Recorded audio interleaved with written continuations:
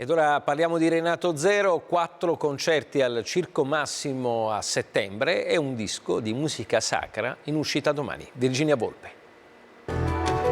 Cercami come, quando e dove vuoi, cercami, è più facile che mai. Ritornare sul palco, un po' come riprendere il dialogo con la vita.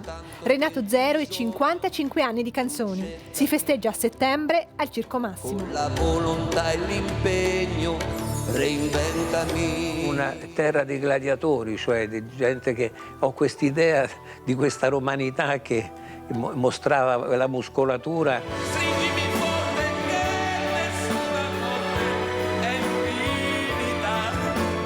L'esaltazione della romanità e l'appartenenza vera a questo popolo, che io ne condivido buona parte delle sue caratteristiche.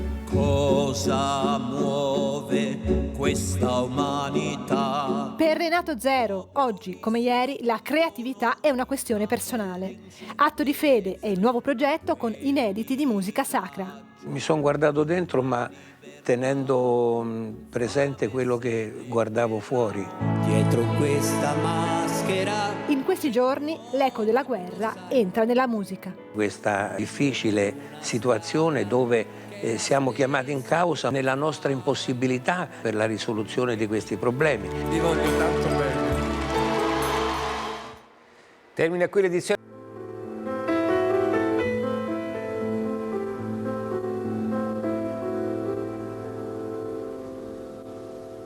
Poesie